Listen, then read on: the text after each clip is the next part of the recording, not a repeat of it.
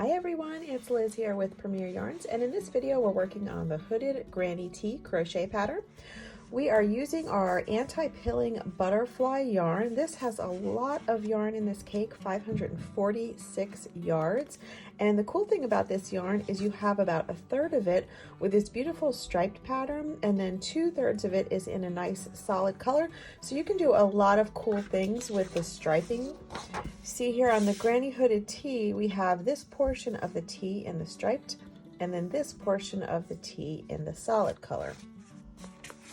This is 100% anti-pilling acrylic, and it is a number 3 lightweight yarn.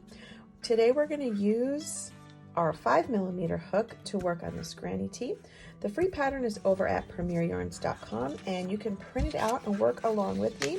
It has the written instructions as well as a stitch chart and a schematic. So let's get started. I'm going to demonstrate how we make each of these little panels by making a small panel in this video so you can see how it all gets put together.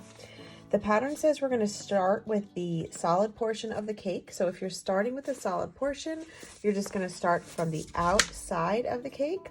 If you're starting, if you want to start from the center, just move on and make the striped portion first. You're going to make 4 altogether, so it doesn't really matter where you start. But I'm going to start with the solid since that's where the pattern begins. And it starts with foundation single crochets, and I'll show you how to work those. So we're going to start with a slip knot on the hook, and then I'm going to make a chain of 2, and this is going to be a foundation single crochet, but you can do foundation stitches with all of the stitches. I'm going to insert my hook into the second chain and then pull up a loop. Now as I pull up that loop, this loop is going to be the chain. So I'm going to yarn over and pull through that loop one more time to finish off that chain, and then I have 1 chain there. And now that I have 2 loops on my hook, I'm going to yarn over and pull through those 2 loops, and that is going to create a single crochet and the start of a foundation chain. So now to proceed, we're going to work another chain into this chain here that we made. So if you turn it over, you can see there's a part of the chain and the other part of the chain, and we want to go underneath both of those strands.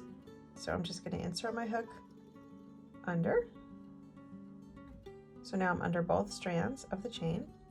I'm going to yarn over and pull up a loop, and I want to make another chain because I need 1 chain for each single crochet. So yarn over and pull through. That creates my chain, and now I have 2 loops on my hook, so I can yarn over and pull through those 2 to complete another single crochet. And now you're just going to proceed like that for however many foundation single crochets the pattern calls for. In this case, I'm just going to make a few for my sample size.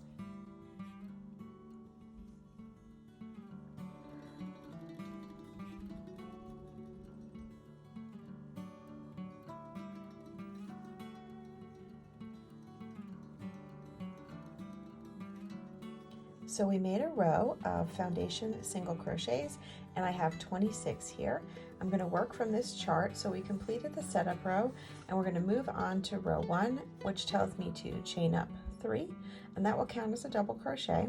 And then I'm going to skip 1 foundation single crochet and then work 3 double crochets into the next stitch. So we'll chain up 3, 1, 2, and 3. Turn my work, and here's my first single crochet. This is my second one, which I'm going to skip, and then I'll work 3 double crochets, which is my granny cluster, into this next stitch. So I yarn over, insert into the stitch, yarn over, pull up a loop. Now that I have 3 loops on the hook, I'm going to yarn over, pull through 2, and yarn over, pull through 2, and that's my double crochet. So we'll do that one more time until we have 3 double crochets, which counts as 1 granny cluster. Now going back to my chart, I have to skip 2 single crochets and then work another granny cluster, skip 2 and work another granny cluster, and repeat that until I get to the last 2 single crochets. and then I will skip one and work a double crochet into the last one. So let's do that now. So skip, skip, and work a cluster. So 1, 2, and 3 double crochets to make my cluster. Skip, skip, and cluster. And let's just repeat that all the way across our row of single crochets.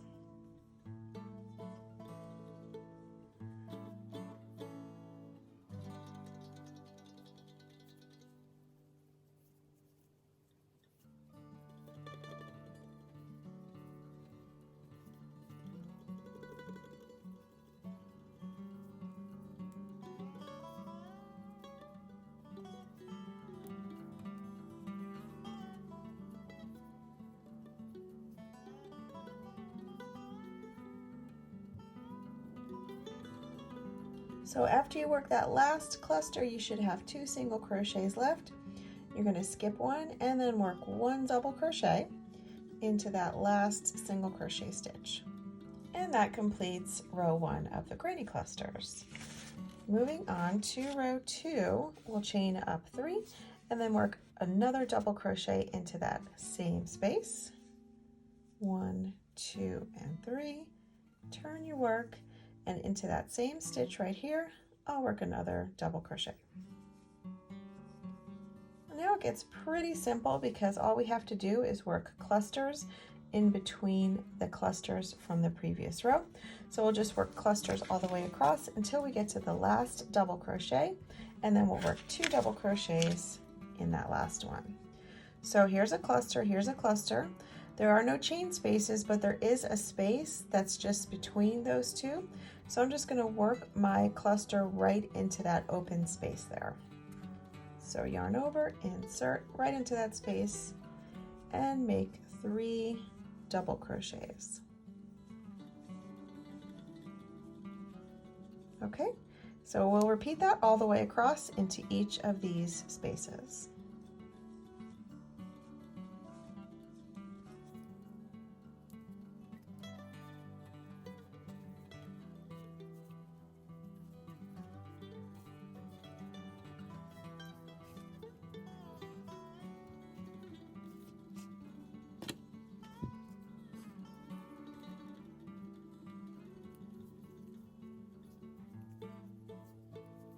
On the last stitch, you will put it directly into the top of the turning chain. So here's that chain 3 that we made.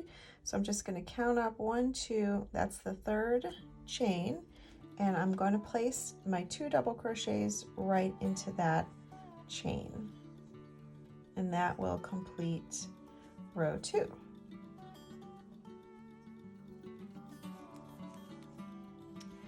Now row 3 is very similar to row 1, but we're going to be working into the spaces again instead of into the single crochets. So we chain up 3, which is our double crochet, turn your work, and then you're going to work your first cluster into this space between the cluster and the 2 double crochets. So don't skip that one, it's going to kind of alternate. So your first cluster will be right there at the beginning, and then you'll just work your clusters just like we did into each of these spaces across.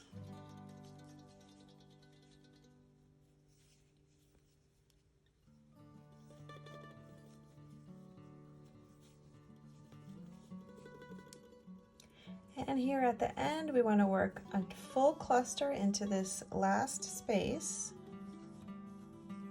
And then the very last double crochet, we're just going to work that right into the top of the turning chain.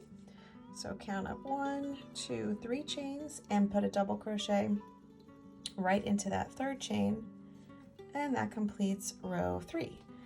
And then your pattern is just going to continue on like that. So let's continue to work, and I'll show you how to make the sleeve. So we worked a few more rows and we ended on a row 3.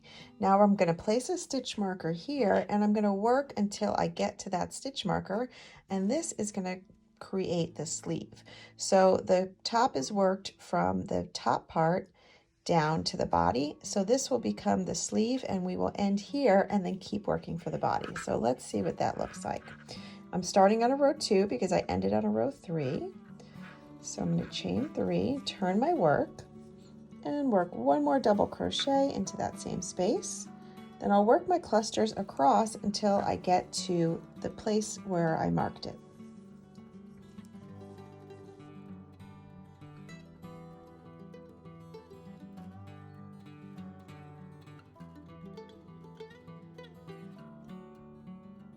And now in this last space, I'll work 2 double crochets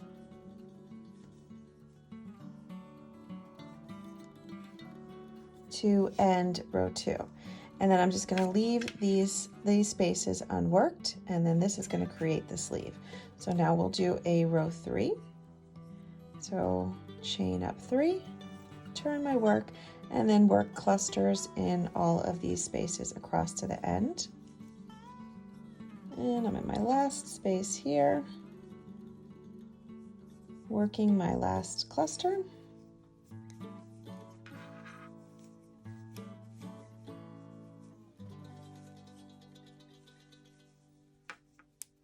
And then work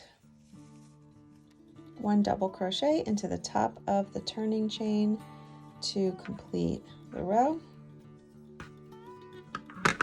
You can remove the stitch marker because you don't need it anymore, because at this point you'll just continue working in the granny cluster pattern, repeating rows 2 and 3 until the body of the tee gets to the length that's stated in the pattern, or you also have those measurements on the schematic. So let's continue working in the granny cluster pattern. Now we finished working the body of this panel, and we're just going to fasten off. Now, as you can see, we've got the body portion, and then this is one sleeve. We're going to repeat the same steps in a smaller version in the striped portion of the cake to make the other sleeve and the other third of the body. So let's do that now. Now I'm going to pull from the center of my cake because that's where the striped portion is, and work in foundation single crochet to start my next panel.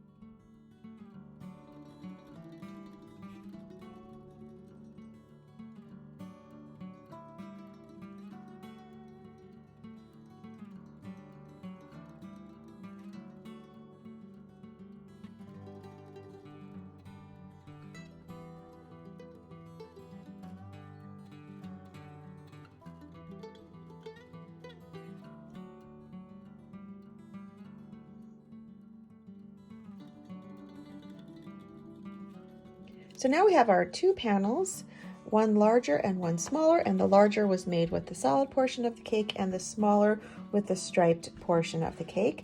And now we just have to seam these two together at the edge here, and that will be the front panel. And then once you've made the front panel, you're going to just repeat the same steps for the back panel. I'm going to take a piece of the solid color, thread that through my tapestry needle, and I'm going to start at the bottom here and just go into one strand on this side and then another strand on the right side and pull that through. I'm using a mattress stitch to seam these panels together,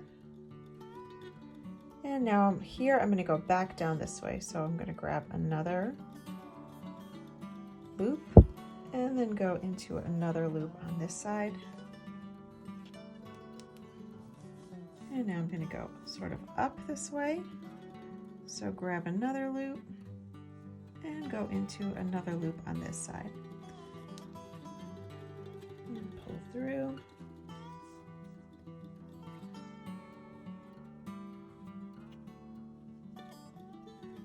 Now going up in this direction.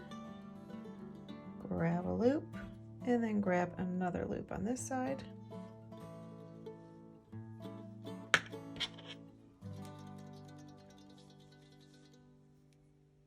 Moving up, grab a loop on this side and then another one on this side.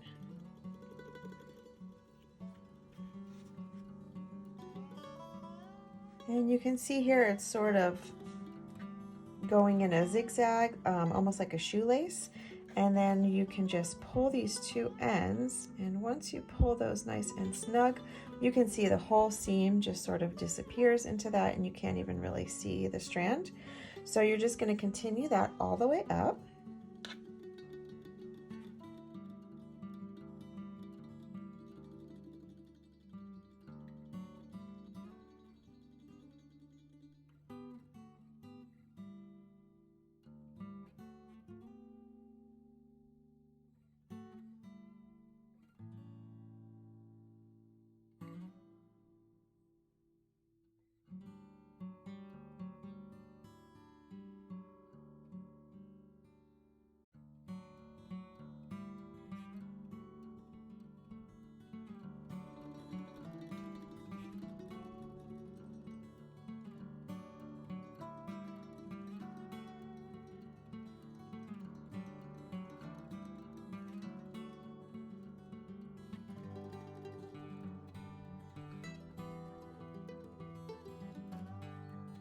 Okay, and there you have it, one front panel. You're just going to repeat these steps to make the back panel, and then you're going to seam the sides, the bottoms of the sleeves, and the tops of the sleeves and shoulders, leaving a space open for the neck opening. And that's all you have to do. You can leave it as a T like this if you like it, or you can add the hood as shown in the pattern. So head on over to premieryarns.com and get your butterfly yarn. We have lots of colors to choose from over there. Download the free pattern while you're at it, and don't forget to tag us on social media at Make It Premier with anything you make with Premier Yarns, and I'll see you next time. Bye.